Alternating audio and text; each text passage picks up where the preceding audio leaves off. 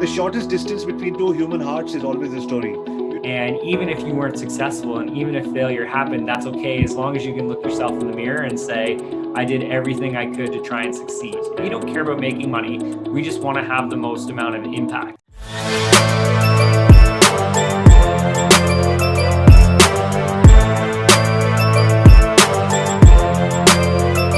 Hey guys, this is AskAviArya, father of 2 girls, 6 dogs, husband to a superwoman, a street car racer turned hotelier, now social media marketer and founder of Internet Moguls. Welcome to my channel. Ladies and gentlemen, boys and girls, thank you very much once again. My dad always says the most expensive thing you can ask from people is not their money, but it's their time. And amazing individuals, human beings that we track on the internet and then request to come on this show, like Bob, our guest over here, we really appreciate their time. I also often say the shortest distance between two human hearts is always a story. You tell a perfect stranger a story and you win hearts for life. And that's what we did before this interview. But now I'll request Bob to tell us all his story. Bob, over to you. Yeah, absolutely. So I don't know if you want the short version or the long version, because we just talked about two different, whatever works, right? So my name's Bob, founding partner at Gauvreau CPA, a CPA firm in Canada. That's evolved into being a business coaching, consulting, proactive finance company that helps entrepreneurs grow, scale, and thrive in their business. We started this firm in 2008, and we have expanded out to now 35 members on our team, working with over 500 entrepreneurs across North America. So that's the short version for sure. On a personal level, I'm married, 2 kids, 12 and 10, Jack and Sophia, and we live just outside of Toronto, Ontario, Canada as well. That sounds lovely. That sounds lovely, Bob. Thank you very much for that. Bob, let's start with the basics. Entrepreneurs in the making every day, every opportunity, good, bad, ugly, creates a different breed of entrepreneurs. We've been through this last 1 year, and everybody, based on their perspective, has labeled the last 1 year as good, bad, or ugly.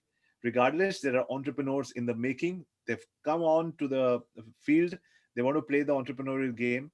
As a CPA, as somebody who's helping guide 500 entrepreneurs, what would be some of the basic foundational steps from finance and accounting point of view that you'd like to talk to our audience about?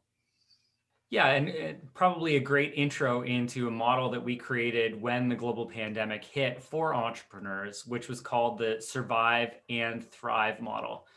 So it really focused on 3 separate things. And the very first one was super important, and that's on managing your cash resources and increasing your safety net.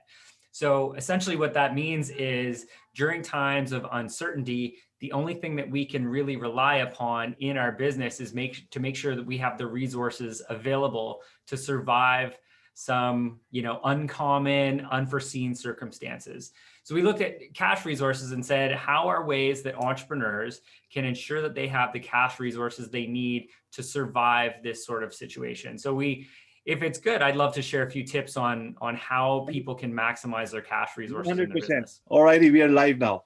Please go ahead. We're talking to Bob about how you can plan a financially secure future and a few fundamental tips on how to save money during these times. Yeah, absolutely. So again, it was a survive and thrive model, because in order to thrive, we need to set ourselves up and make sure that we're positioned in the right way to thrive. And the one major area that a lot of entrepreneurs fail or have challenges is understanding how their working capital or their cash, how they get access to it to make sure that they have the resources they need to survive. So looking at different ways to manage cash resources in your business, and would love to share a few ideas with you guys. So the very first thing that a lot of entrepreneurs face is delivering a service and then chasing payment after. So this involves sending an invoice and going and getting the accounts receivable later. If you're in a position right now where you're doing this, you need to change your model. Instead of delivering a service and then chasing money, we need to figure out how we get the money before we chase the service.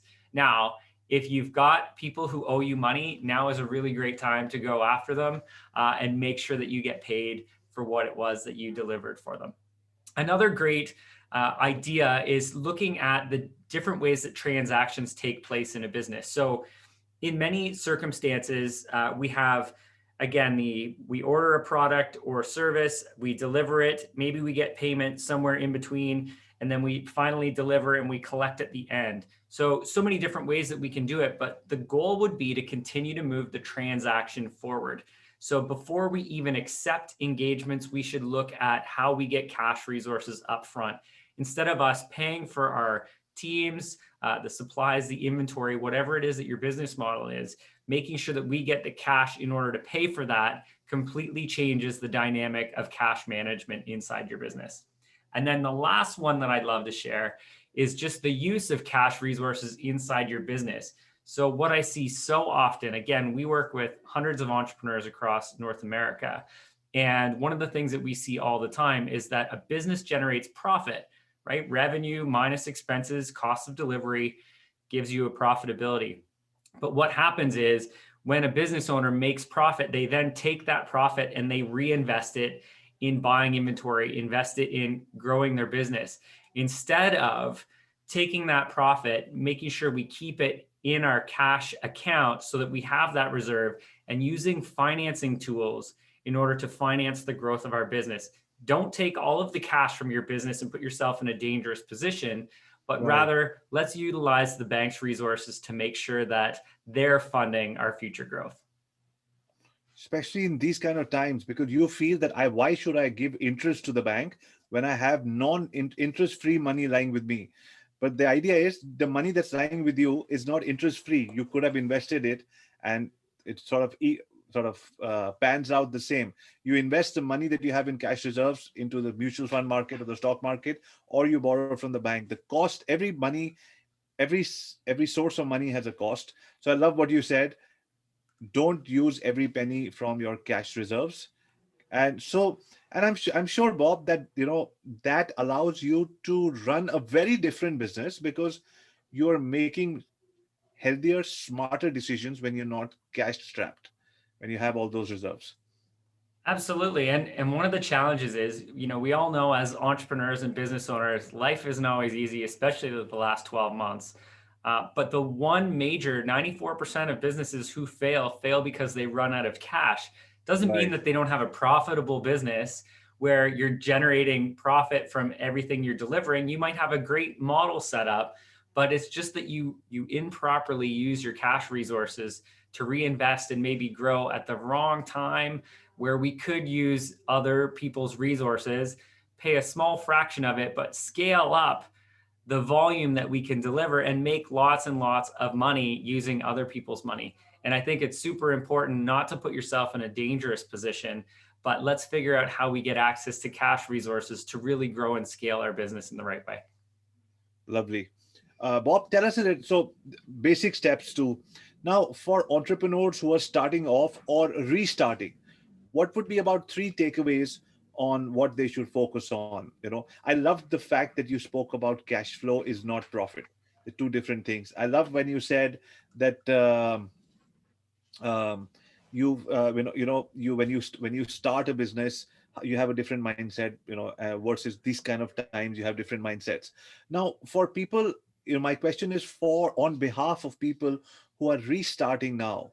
I have a little bit of money. I have a business idea. Should I first go to my CPA, for my chartered accountant, and ask him what I should do? Or, how does that work? Because normally people come to their finance planners once it's post-mortem time. And, so they should come when everything is life and healthy. So what would you suggest to these new entrepreneurs?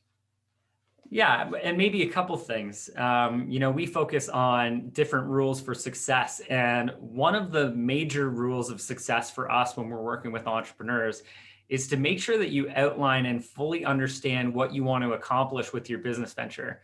So whether that's doing it on your own or working with someone like myself, who helps businesses understand and benchmark their future success, we have to be very, very clear on where it is we want to go. And what I mean, for example, would be if you say this year, I want to restart a venture, I want to take my existing venture and carry on with it. Whatever stage you're at, you need to say, what am I trying to accomplish? How much money am I trying to make?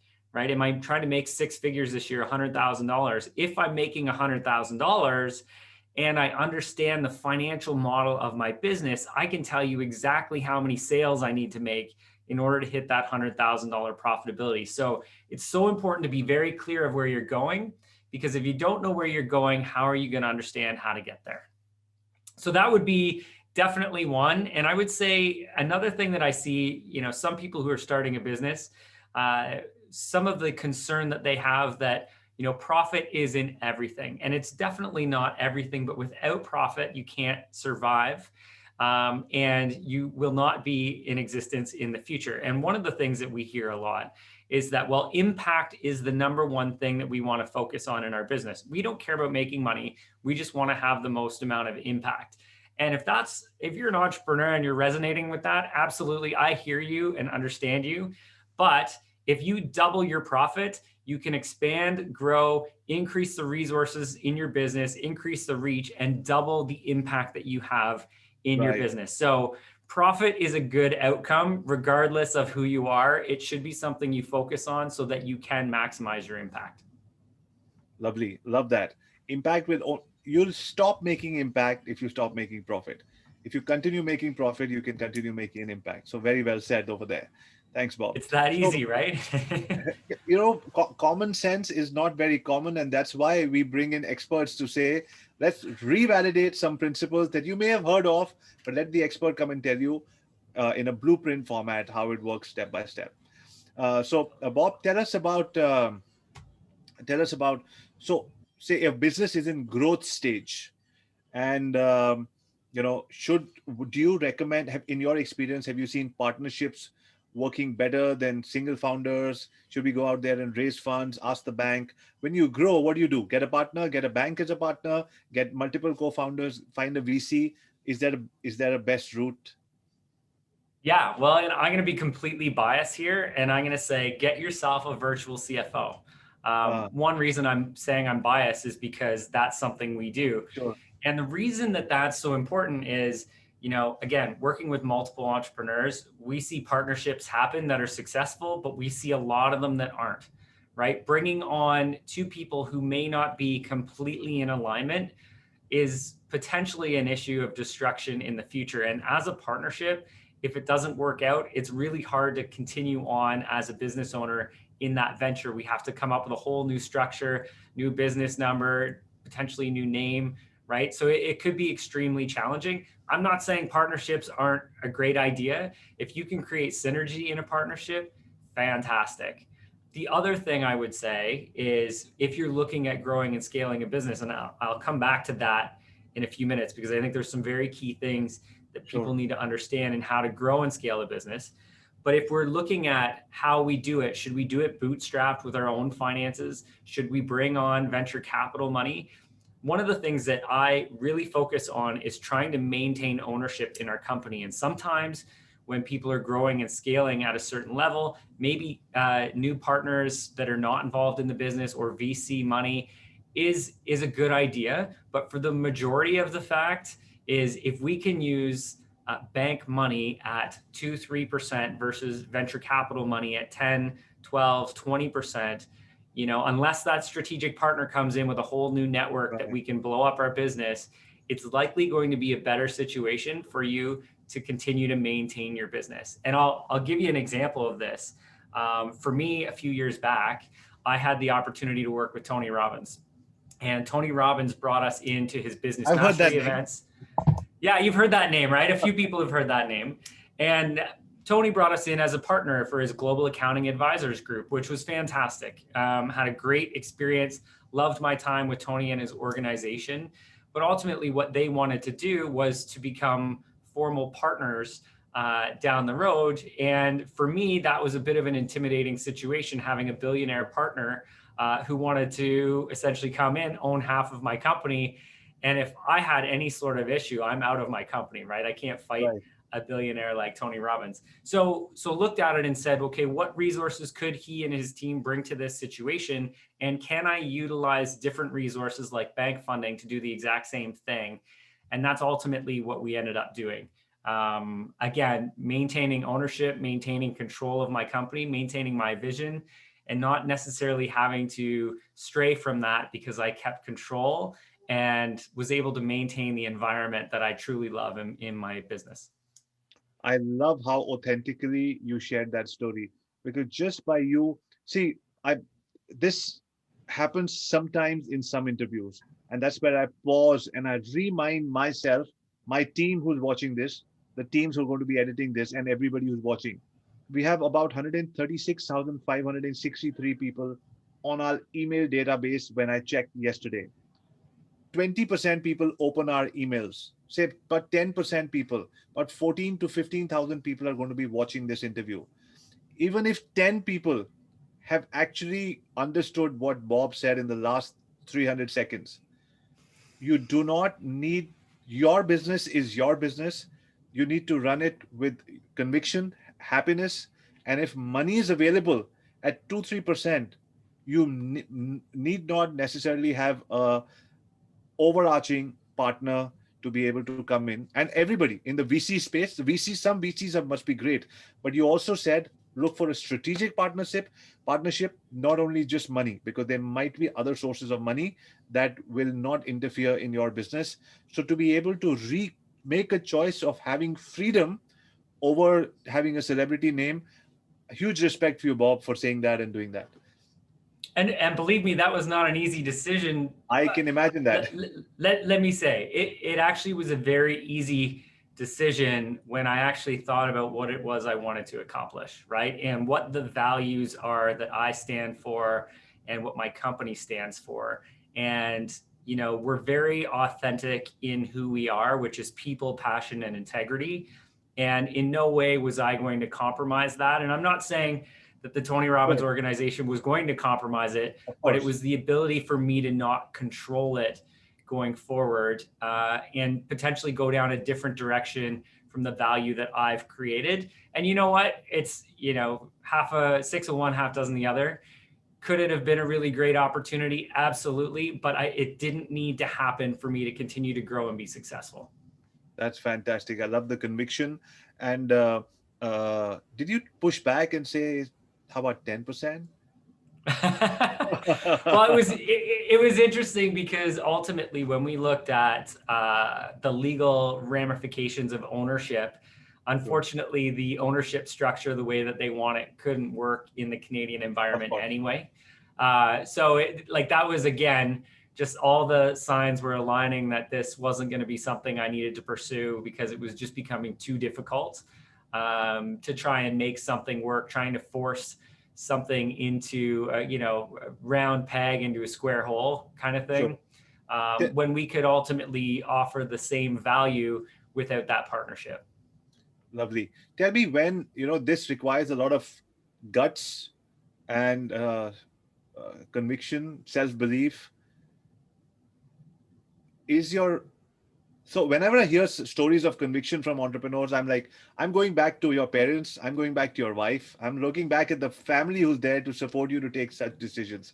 So am I correct in assuming that great childhood, amazing mom and dad, and a great loving wife, because once you have that power from those people, that's where I see entrepreneurs smilingly make decisions which other people might say is an opportunity lost.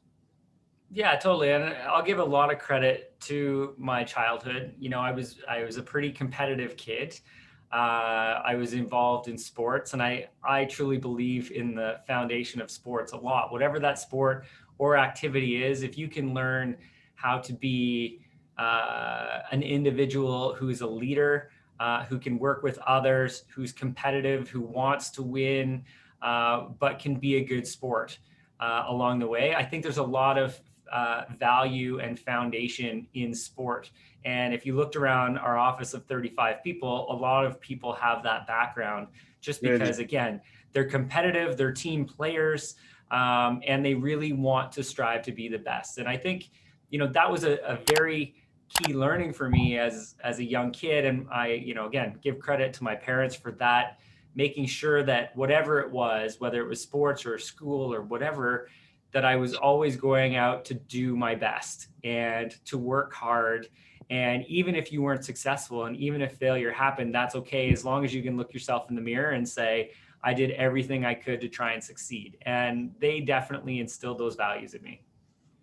Lovely. I love that. Okay, moving on. Uh, can we talk about people from different parts of the world wanting to move to Canada? Can you help them set up corporations, enterprises, which business, what infrastructure? Can you talk a little bit about that? Because we have a lot of people in different parts of the world who say, okay, Canada is a great option. What would be some of the first few steps that you'd advise to them? Yeah, for sure. So if you're, and I think we're specifically talking about people who want to come over and be business owners or entrepreneurs, right? So for those people, for sure, we need to understand that there's a few different business structures that you can have. And even if you're in Canada right now and you've got an existing business, just knowing that you're using the optimized structure for your business is essential to long-term success. So we've got a few different entities that we can utilize. A sole proprietor, which means that you're operating as yourself as a business. You can be a partner, which means that you and more than one other individual are acting as yourselves running a business, or you can set up a corporation. Now, a corporation is a separate legal entity that has its own birth certificate. So it's created on a certain day. So we can't, backdate anything. It has to be in existence, but it has access to its own tax filing, its own business structure. It's legally protecting your individual assets, and it operates as a separate legal entity. Now, some of the benefits of a Canadian system are the tax rates. Now, as an individual, the tax rates aren't so great. The maximum marginal tax rate is over 55% in Canada, which is a Wow. little bit daunting. But if you're a Canadian resident operating a business in Canada, you can get access to the small business tax rate, which is 12.2% for the first $500,000 of your income. So not only is this entity and this structure going to protect your individual assets, it also gives you access to lower individual tax rates. So we're big advocates for setting up corporate structures versus a sole proprietorship. There is cost to setting those up, but if you're somebody who's looking to set that up or to take advantage of different beneficial tax rates, our team can certainly help you with that. And I'm definitely going to link up all the descriptions on how you can get in touch with Bob and his team for the various aspects of accounting, setting up a company, and all of that. So tell us a little bit about the different types of accounts. Once you move to Canada, you're like RESP, RRSP, TFSA.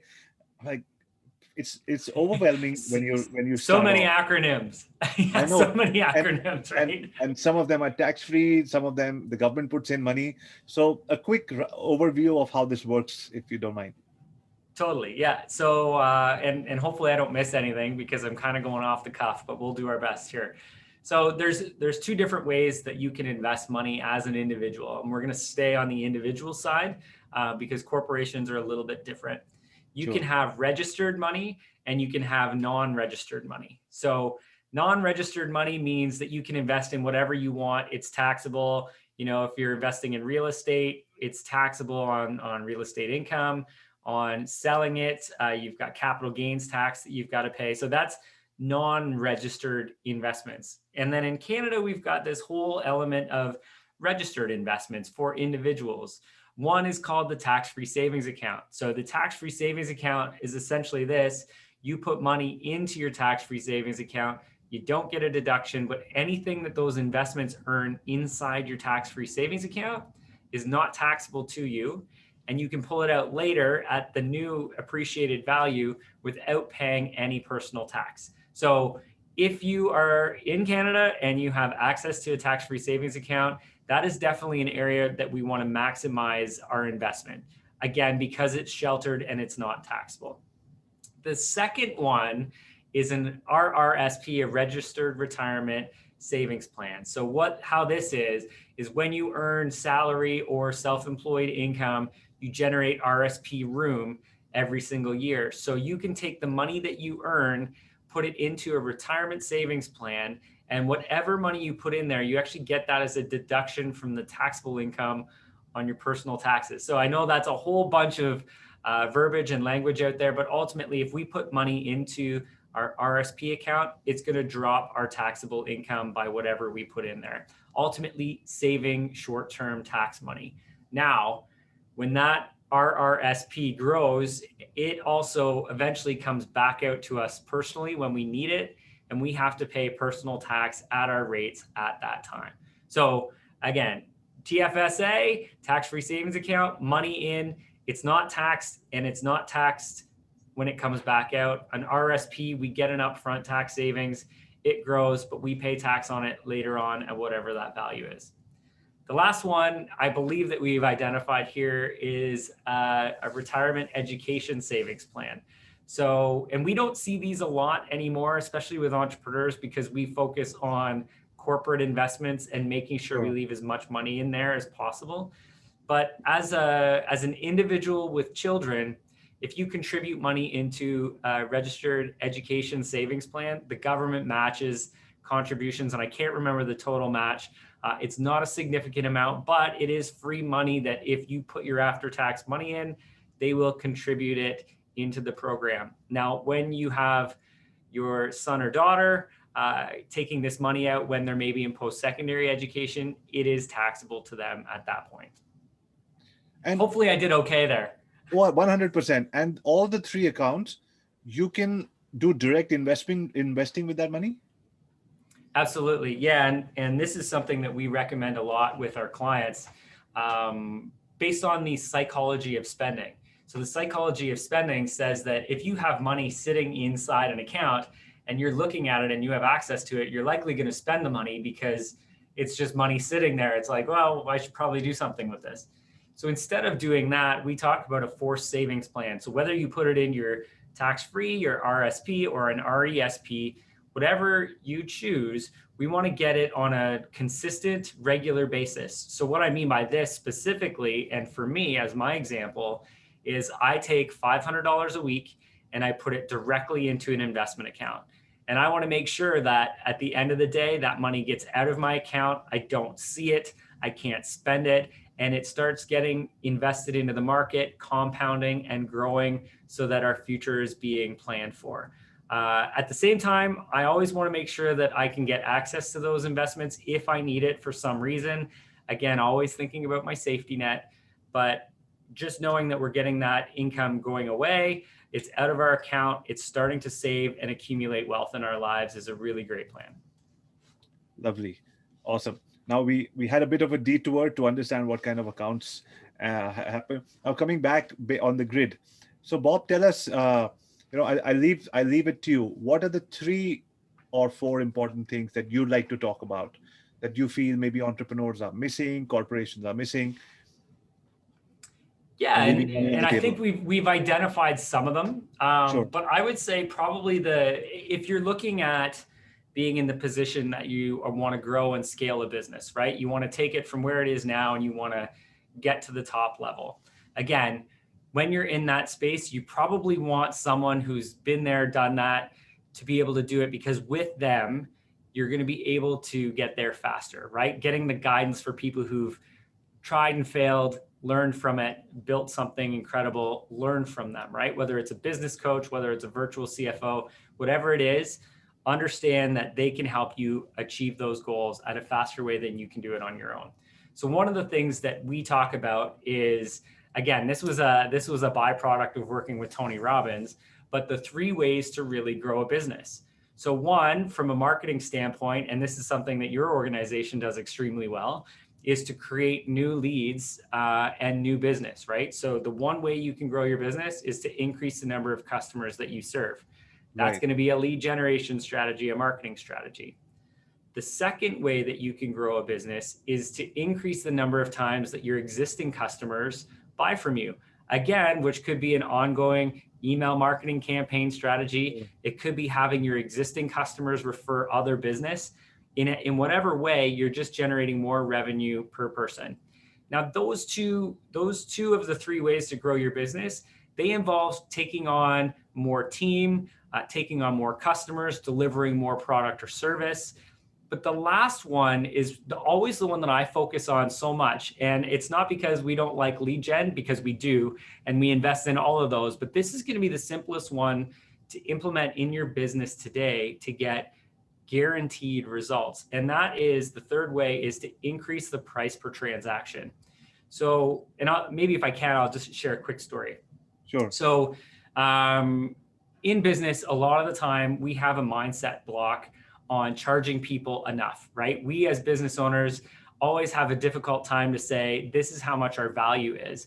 And Right. we actually have a block on it more than our clients do. 100%. So a lot of times when we're looking at our pricing strategy, it's because we don't want to increase price because we're fearful that people will leave, right? So my one quick story here is I worked with a small cafe. It was part of a bigger business, but they were building out a cafe. And of course, as a cafe, you've got coffee on one corner. There's another competing coffee on every other corner of the street, right? So we went in and we were looking at this particular business model. And she said, well, based on what's happening in my business right now, I'm not financially solvent. So we need to figure out a strategy in order for us to get access to more profitability. Otherwise, I have to close this area of my business down. And I said, okay, well, competitive nature is really strong, right? It's a coffee is a coffee to a certain extent. And I said, well, you generate and create a lot of value in the experience that people have. So the people that come really appreciate the value that you offer versus anybody else. I said, so they're pretty happy here. I said, so here's one way that we could do it. Let's look at a 10% price increase strategy. So for example, with a $2 coffee, it's $2.20, right? 20 cents more. And if you look at every 10% price increase in whatever business model you have, it's not enough for you to say no to it. So the story goes that I had talked to her. She implemented this 10% pricing strategy. And I went back the next week and I said, so what happened? What was the result? And she said, well, only one person said anything about it. Nobody else even noticed that the price went up. And I said, okay, great. Let's talk about that one person. What happened?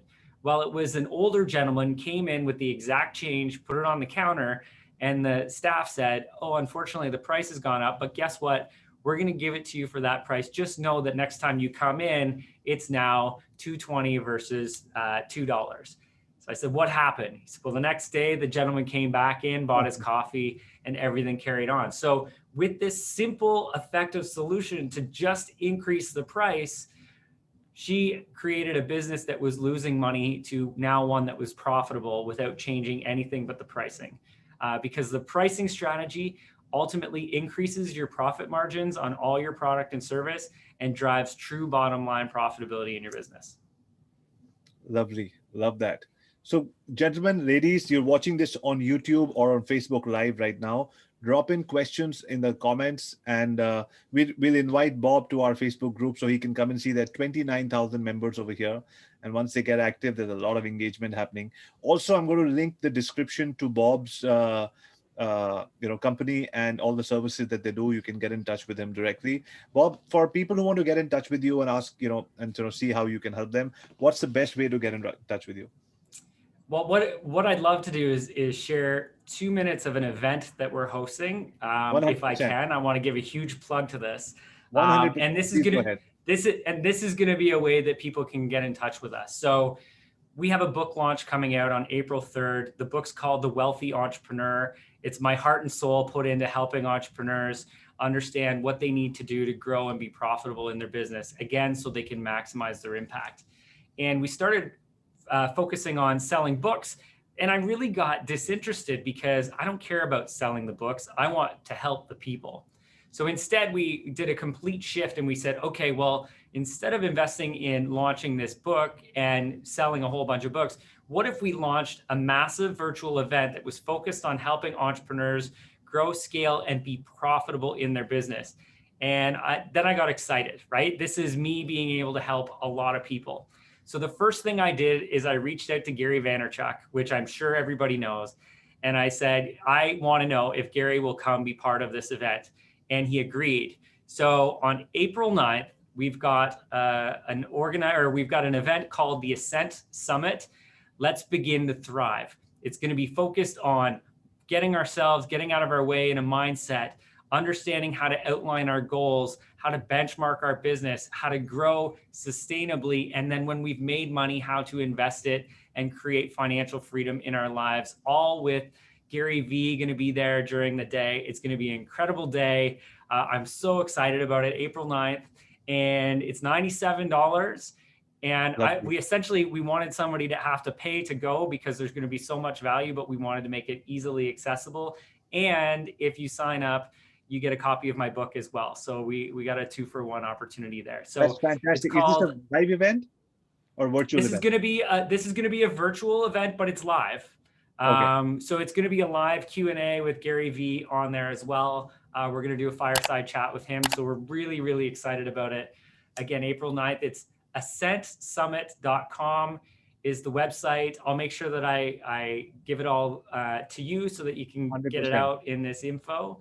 But I would love to be able to post it in the Facebook group too, if you're open to that. Absolutely. Because 100%. we want to make sure that we drive so much value to entrepreneurs. And ultimately, as a community, we want to change the world. So we're really excited about it. Absolutely. Me and my kids, we went to meet Gary at his office 2 years ago, and then the year after. And so we met him a couple of times. He came to Vancouver. We had the opportunity to grab a quick lunch with him as well. Great entrepreneur. Obviously, many of his philosophies have changed the way that I run my agency.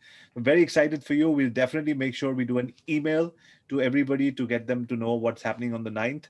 And also, I'll just give you an invite to the Facebook group. You can join it and you can start engaging with people over here. Ladies and gentlemen, boys and girls, I hope you had fun.